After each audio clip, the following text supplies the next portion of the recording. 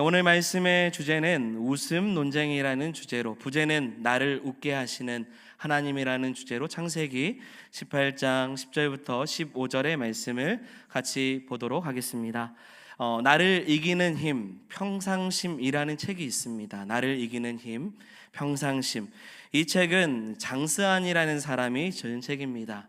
이 자신의 책에서 한 개구리의 이야기를 이 책에서 소개를 합니다. 내용은 이렇습니다. 개구리 무리가 있어요.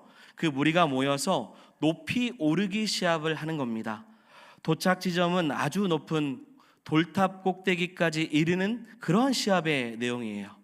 그런데 개구리 중에 누구도 그 돌탑 끝까지 가지 못했습니다. 그러자 주변에 구경했던 개구리들이 수군거리기 시작을 해요. 아무도 저 높은 곳에 이르지 못할 것이다. 그러면서 도전하는 개구리들에게 불가능하니까 내려오라, 할 수 없다라는 부정적인 소리를 곁에서 계속 하는 내용입니다. 개구리들은 그 소리에 낙심하며 내려오기도 하고 포기해버리기도 했습니다.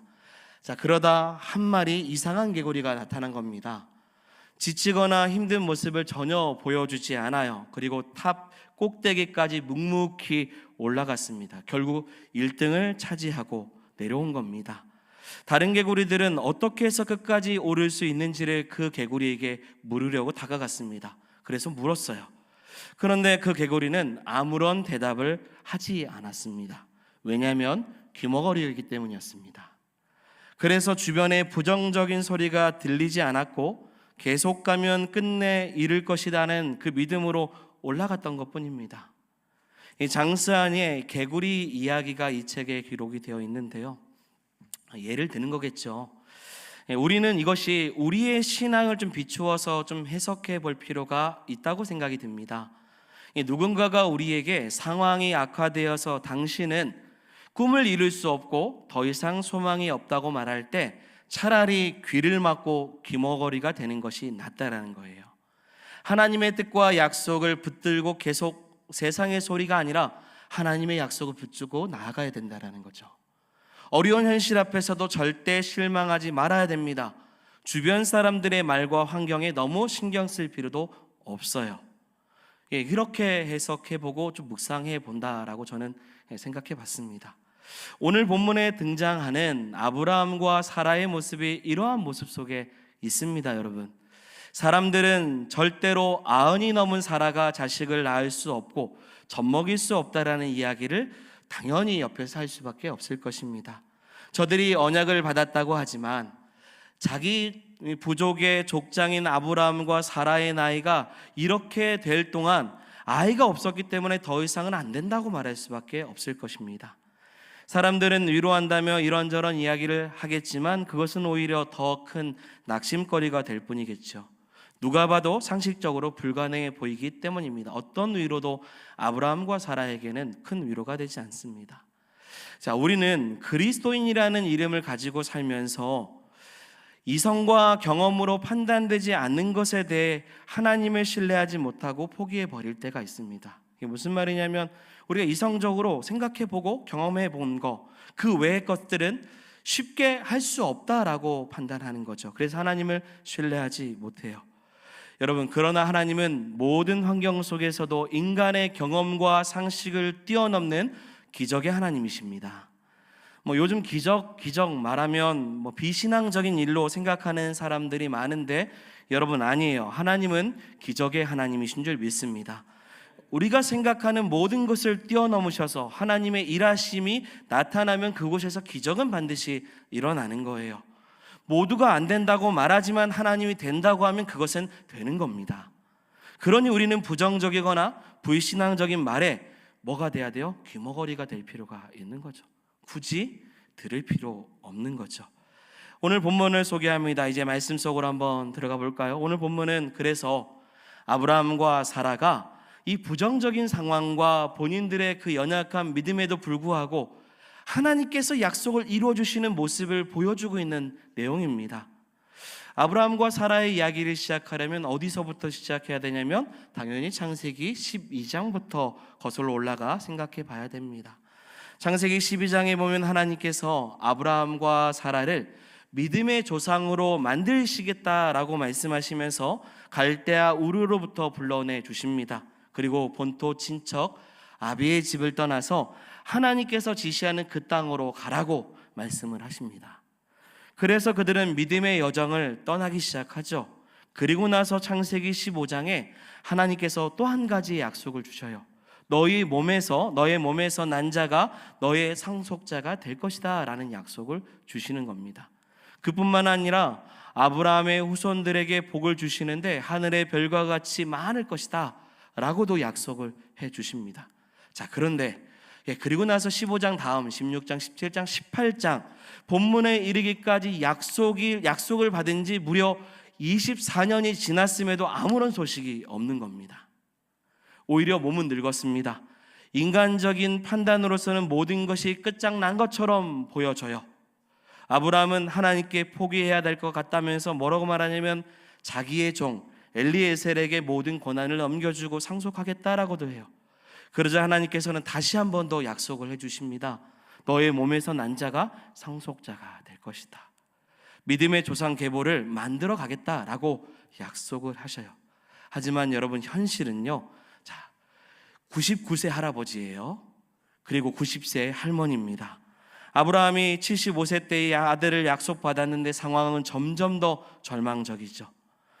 아브라함의 몸은 죽은 것 같았고 사라는 생리가 끊겨졌습니다. 바로 이런 시점에서 하나님이 또 찾아오신 거예요. 그게 오늘 본문의 내용이라는 거예요. 하나님이 지나가는 나그네로 나타나셔서 그가 아브라함의 대접을 받고 이와 같이 말씀을 하십니다. 자, 10절, 우리 10절 같이 크게 한번 읽어보겠습니다. 그가 이르시되 내년 이맘때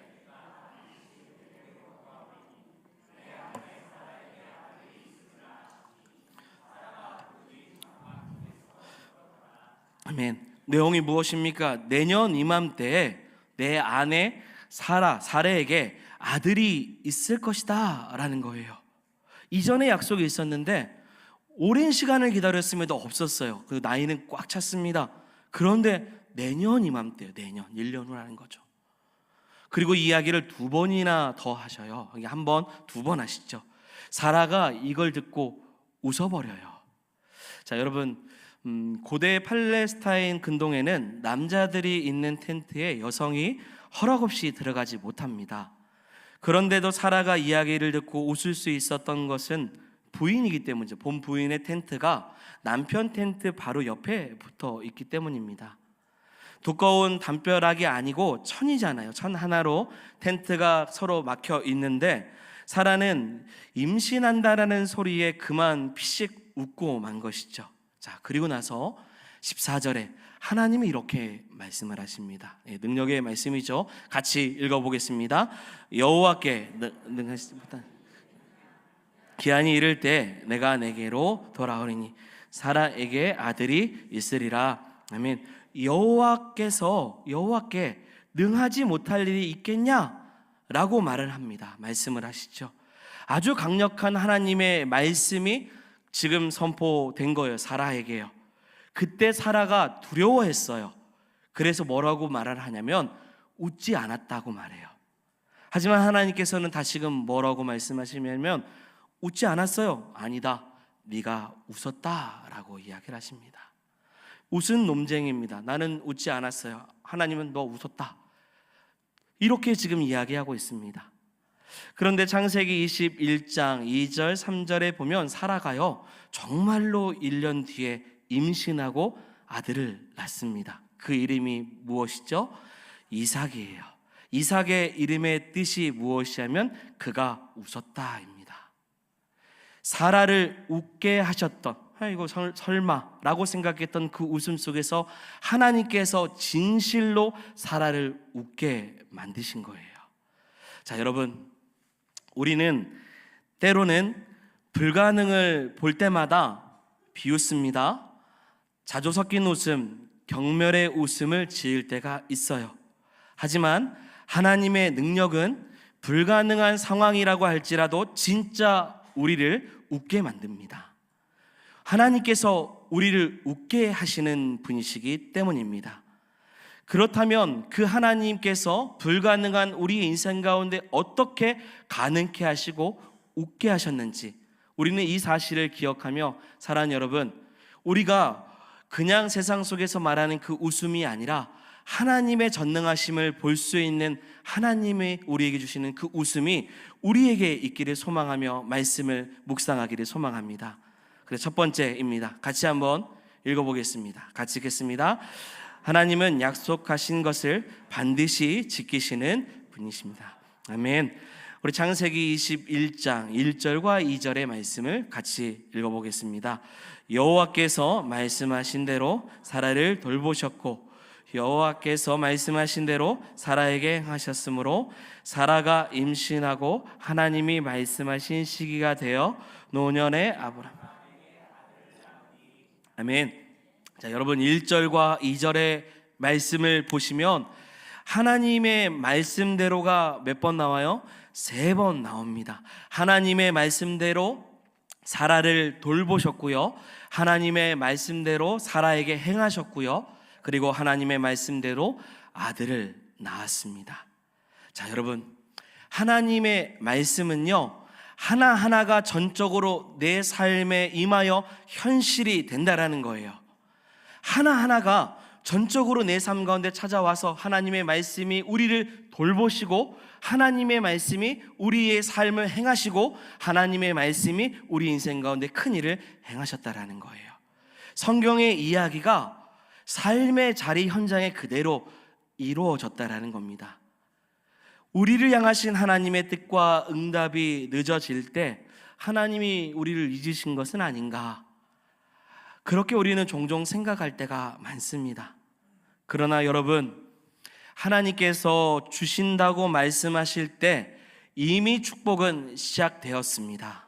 하나님이 말씀하시면 그때부터 하나님의 축복은 이루어지는 거예요. 그래서 우리는 그 언약의 말씀을 붙들고 의심치 말아야 됩니다. 이사야 55장 11절의 말씀이죠. 이 말씀도 같이 읽어보겠습니다. 내 입에서 나가는 말도 이와 같이 헛되이 내게로 되돌아오지 아니하고 나의 기뻐하는 뜻을 이루며 내가 보낸 일에 형통함이니라. 아멘. 하나님의 말씀은 단 한마디도 헛되지 않아요. 그러므로 우리는 하나님께서 우리에게 주시는 그 언약의 말씀을 붙잡고 기도할 필요가 있는 것입니다. 하나님께서는 말씀의 그 언약을 반드시 지켜주시는 분이십니다. 사람은 무언가를 잊어버려요. 그러나 우리의 머리털까지도 세시는 하나님께서는 모든 천지 만물을 그분의 계획대로 움직이시고 하나님은 하나님께서 약속하신 대로 반드시 잊지 않고 이루신다라는 겁니다. 여러분, 혹시 하나님의 약속이 우리 인생 가운데 있습니까? 그 사실을 우리가 믿어 의심치 않고 주를 바라보기를 소망합니다. 그런데 한 번씩 우리는 의심을 가져요. 의심을 갖고 의심합니다. 왜냐하면 응답이 없는 것처럼 보이기 때문이죠. 여러분 생각해 보십시오. 5년, 10년 기도해도 응답이 되지 않는 것처럼 느낄 때가 있어요. 본문의 사라처럼 피식 웃을 수 있어요. 에이, 무슨, 그건 불가능한 일이지. 이런 웃음을 가질 수 있다라는 거죠. 자, 여러분, 응답이 없는 게 아니죠. 여러분, 창세기 지금 18장입니다. 그리고 15장에 상속자를 준다고 말씀하셨어요. 그리고 나서 15장과 18장 사이에 몇 장이 있어요? 16장과 17장 있죠. 이 두 장 사이에는 약 13년의 공백이 있습니다.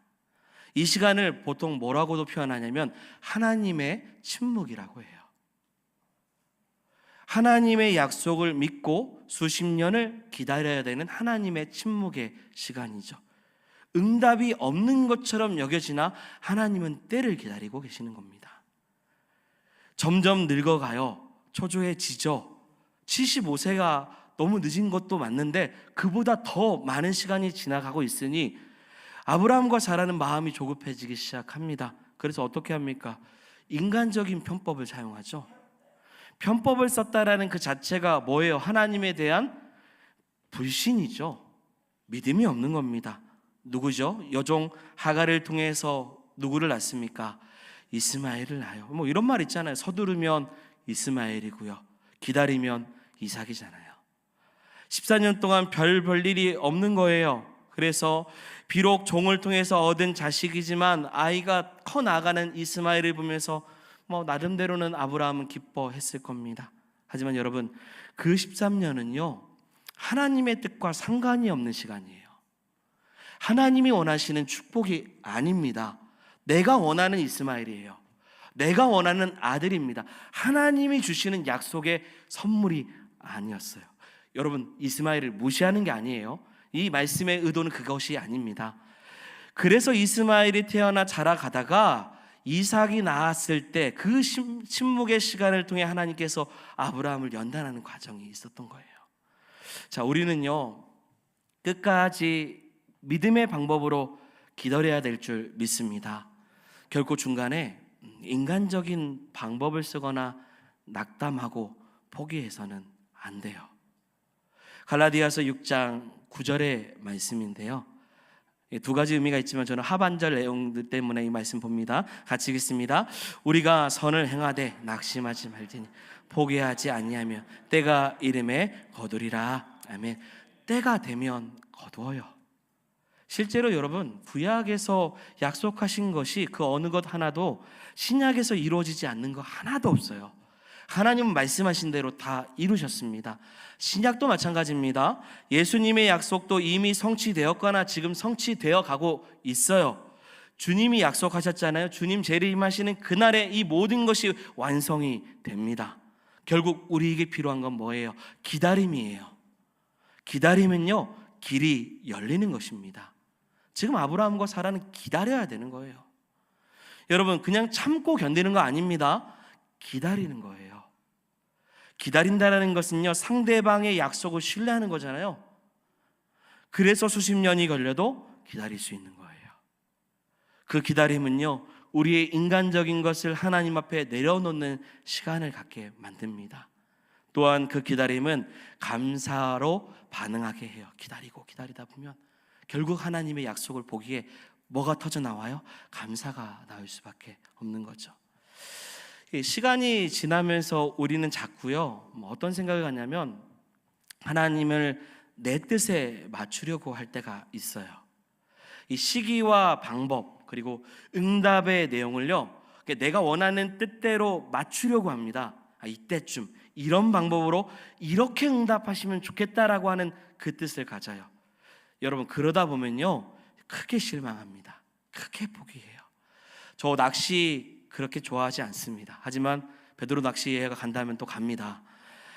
근데 전 낚시 몇 번 가지 않았고 또 어렸을 때도 몇 번 안 따라가 봤지만 큰 고기를 잡기 위해서 오랜 시간의 기다림이 필요하다는 것은 알고 있습니다.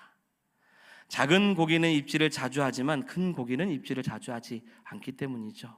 그것을 잡기 위해서는 뭐가 필요하냐면 인내가 필요해요.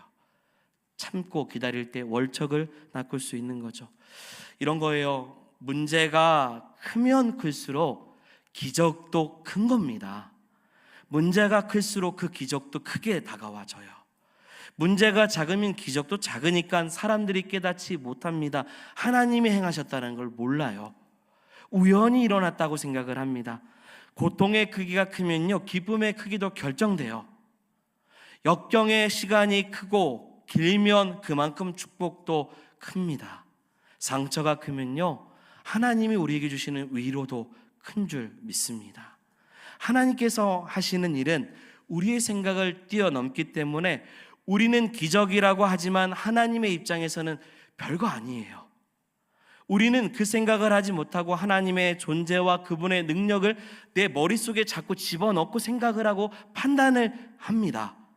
그래서 유한한 우리 인간의 이성을 가지고 무한하신 하나님을 가두려고 하니 하나님의 기적의 역사를 못 보는 거죠. 하나님의 때에 하나님은 반드시 약속하신 대로 기적을 이루어 주실 줄 믿습니다. 여러분들에게 무슨 약속을 하셨을까요? 저는 몰라요. 하지만 각 가정과 삶 가운데 하나님의 반드시 약속하신 일이 있는 줄 믿습니다.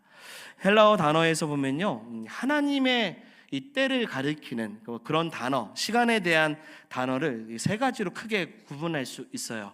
한번 잘 들어보셔요. 어떤 단어를 사용하냐면 크로노스라는 단어를 사용하고요. 두 번째는 카이로스라는 단어를 사용합니다. 세 번째는 플레로라는 단어를 사용합니다. 한글 성경에서는 그냥 때, 어떤 때, 시간, 시기 이런 단어로 번역하는데요. 성경은 이 단어 하나하나를 사건에 따라서 다르게 사용을 합니다.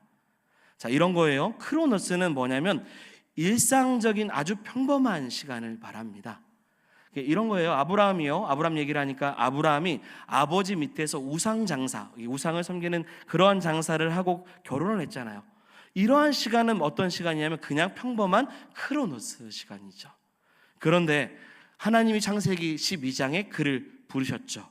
부르심을 받고 하나님이 그 인생에 개입하는 순간 그 시간은 이제부터 크로노스가 아니라 뭐냐면 카이로스로 바뀝니다.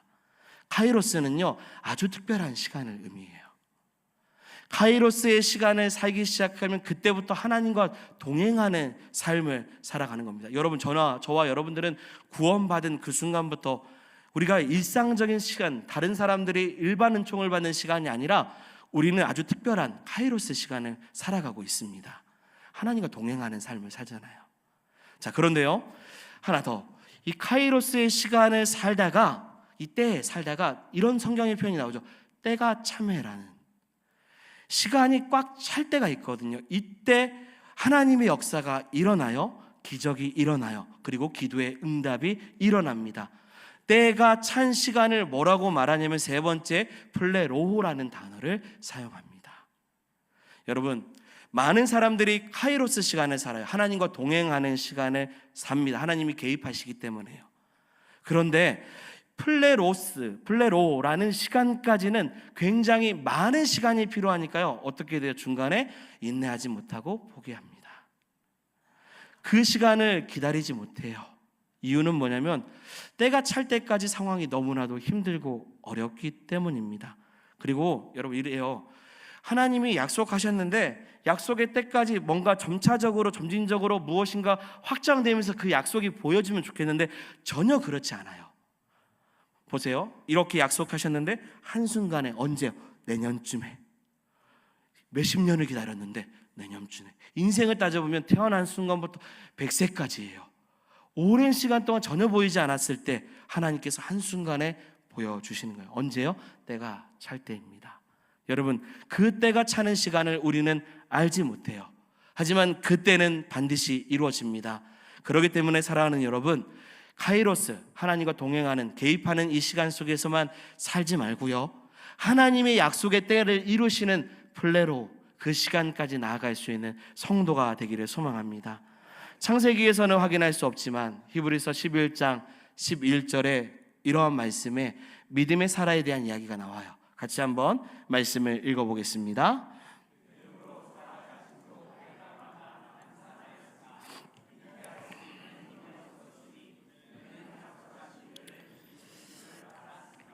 아멘. 사라가 하나님의 약속을 믿었다라는 내용이에요. 믿음으로 해석이 되죠. 하나님은 사라의 자주 섞인 그 웃음, 피식 웃었던 그 웃음을 1년 만에 진짜 웃음으로 바꿔주셨어요. 아브라함과 사라를 웃게 하신 거죠. 여러분, 믿음이라는 것이 무엇입니까? 하나님의 약속을 신뢰하는 것이 믿음입니다.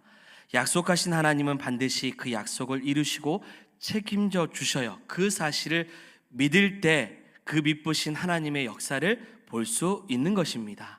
두 번째입니다. 한번 띄워주시고 같이 읽어보겠습니다.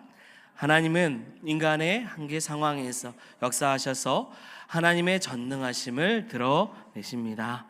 아멘. 이 말 자체 그대로입니다. 하나님은 인간의 한계 상황에 역사하셔서 하나님의 전능하심이 드러난다는 거죠. 이삭이 태어났을 때 아브라함은 100세 할아버지였고 사라는 90세를 이미 넘은 할머니입니다. 이건 상식적으로 불가능한 일이죠. 이것은 아브라함과 사라가 자신의 노력으로는 자식을 낳을 수 없다라는 것을 시사하고 있는 내용이에요. 자신의 노력으로 이게 이루어지는 일입니까? 쉽지 않죠. 그렇기 때문에 하나님이 주시지 않은 상황 속에서 아무것도 이루어지지 못하고 있었습니다. 13년 전에 가능할 수 있을지는 몰라도 그때도 주시지 않았어요.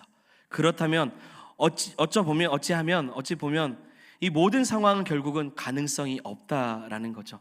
여러분, 하나님은요 절대로 성도들의 고통을 즐거워하시는 분이 아니십니다. 단지 이렇게 인간의 한계에 이르러서 역사하실 때 그 뜻이 있다라는 것을 깨닫게 하셔요. 고통의 시간을 주시는 이유가 있어요. 오늘 아브라함과 사라에게 두 가지 뜻이 있습니다. 첫 번째는 뭐냐면 당연히 자녀 출산이 그들의 노력과 능력으로 이루어진 것이 아니라는 거예요. 오로지 하나님의 은혜로, 전적인 하나님의 결과라는 거예요. 그래서 모든 상황을 보면서 하나님, 내가 한 것이 아니라 하나님이 하셨군요. 사람들은요 재수가 좋아서 아이가 생겼다고 말할 수 있어요. 하지만 그런 가능성마저도 없게 하셨다라는 거죠.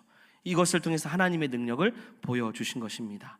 두 번째 허락하신 건 뭐냐면 이 자손이 결국은 약속의 후손이라는 것을 명백히 보여주고 계신 겁니다.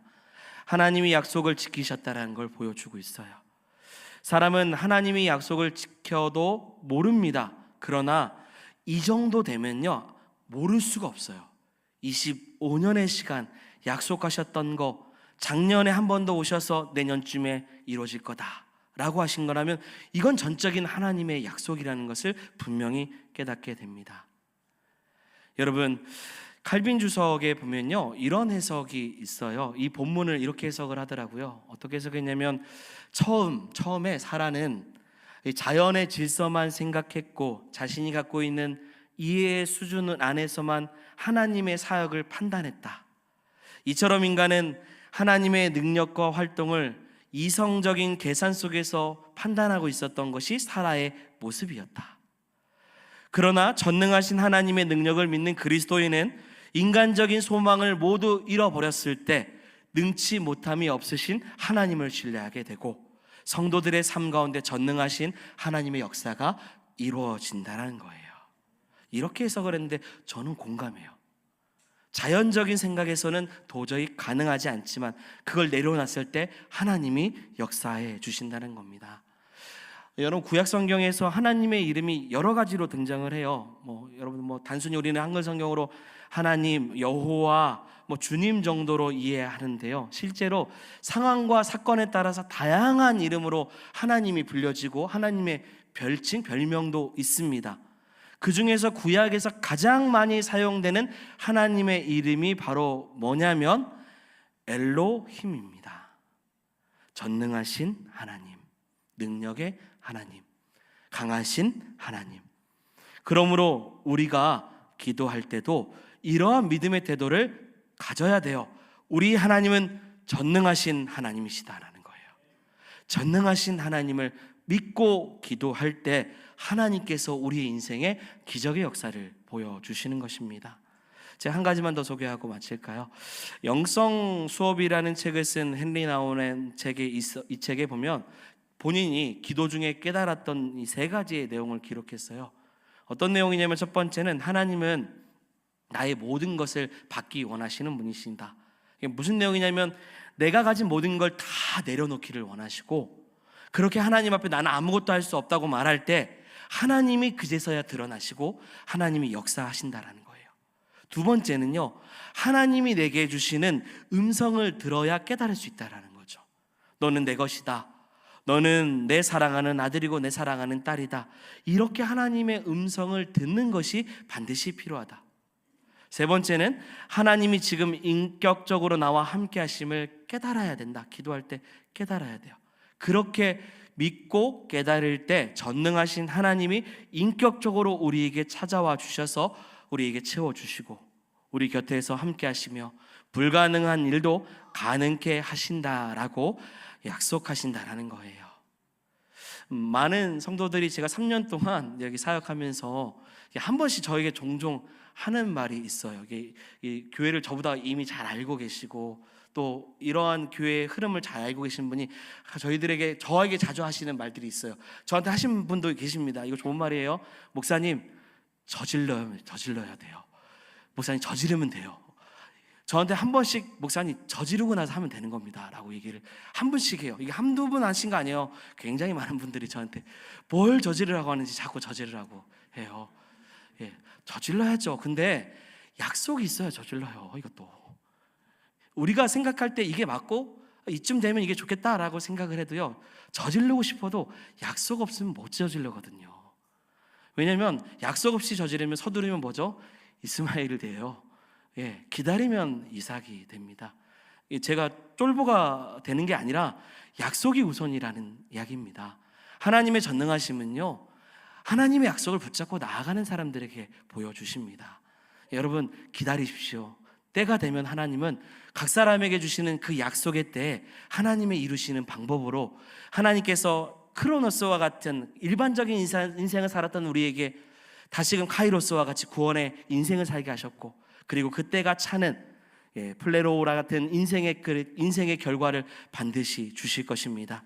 그때가 되면요, 내가 그냥 자주 섞인 웃음으로 웃었던 그 웃음을 진짜로 바꿔주셔요. 하나님의 전능하신 능력이 하나님이 진짜로 행하셨군요. 내가 그렇게 묻지 못했던 나를 통해서도 하나님은 일하셨군요. 이런 역사를 볼 줄 믿습니다.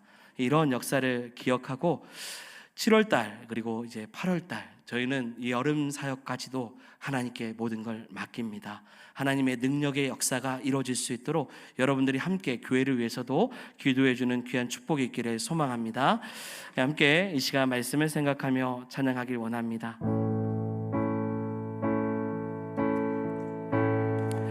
전능하신 나의 주 하나님은 능치 못하실 일이 전혀 없네. 우리의 모든 간구도, 우리의 모든 생각도, 우리의 모든 꿈과 모든 소망도 신실하신 나의 주 하나님은 우리의 모든 괴로움 바꿀 수 있네. 불가능한 일 행하시고 죽은 자를 일으키시니 그를 이긴 자 아무도 없네. 주의 말씀을 지하여 깊은 곳에 금을 던져 오늘 그가 놀라운 일을 이루시는 것 보라. 주의 말씀을 지하여 믿음으로 금을 던져 믿는 자에게 능치 못함 없네. 한 번 더 고백합니다. 전능하신 나의 주 하나님은 능치 못하실 일이 전혀 없네. 우리의 모든 간구도, 우리의 모든 생각도, 우리의 모든 꿈과 모든 소망도 신실하신 나의 주 하나님은 이런 분이십니다. 우리의 모든 괴로움 바꿀 수 있네. 우리 주님은 불가능한 일 행하시고 죽은 자를 일으키시니 그를 이긴 자 아무도. 하나님의 약속을 붙잡으며 같이 고백하겠습니다. 주의 말씀을 지하여 깊은 곳에 금을 던져 오늘 그가 놀라운 일을 이루시는 것 보라. 주의 말씀을 지하여 믿음으로 금을 던져 믿는 자에게 능치 못한. 한 번 더 고백합니다. 주의 말씀을 지하여, 주의 말씀을 지하여 깊은 곳에 금을 던져 오늘 그가 놀라운 일을 이루시는 보라. 주의